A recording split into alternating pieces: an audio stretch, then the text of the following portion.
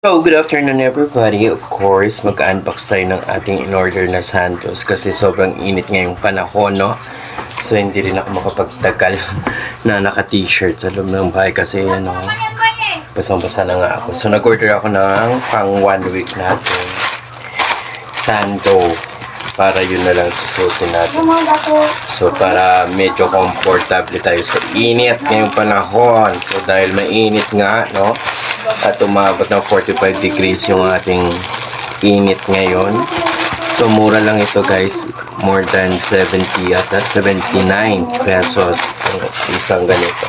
So, dalawang kulay yung ating in-order. So, naka-order na ako ng dalawa nung last week. Pero hindi ko na-update sa inyo. So, ngayon mag-update tayo, no?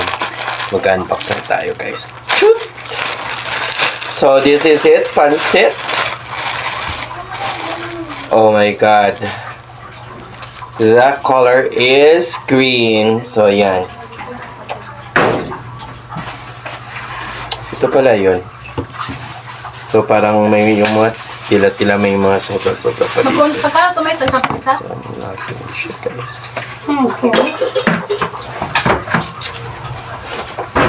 Hindi ito yung hinahanap kong tela guys. Pero wala na tayong magawa dahil na-order na natin ito, no?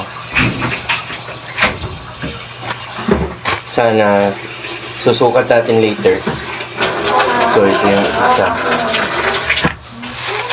Siyempre dahil maliligo tayo maya-maya.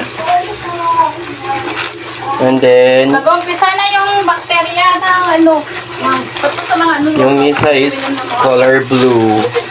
Green and blue kasi yung in-order ko. Ano, pante? Kagasando nga to. Dapat pante. Diba? Perfect. Pante. Para hindi tayo mainitan. Diyos ko, sobrang init dito ngayong panahon. Kaya kailangan natin komportable tayo sa sinusuot natin, no? So, ayan. Medyo mura lang to, no? Kaya order na kayo guys sa Shopee. So, yan. Antayin nyo na lang. So, susuotin natin to, no? Wait lang. Papakita ko sa inyo kung anong papalitan natin to. So, ito guys, yung kanyang kulay blue. Bakit ganon? Bakit parang ito yung likod niya? Pagtatuyo yung isang Parang yun. ang laki ng chat ko rito, hindi siya maluwag. Dapat maluwag. Isang So, ito yung kulay green. So, ano guys, ayos pa. Perfect. Kaso, medyo masikip lang siya guys. So, hindi ako komportable dito sa sikip niya. Kailangan ko kasi maluwag, pero okay lang kasi yung likod naman niya is open. So, that's it for now guys. Don't forget to like and share. Of course guys, order na kayo.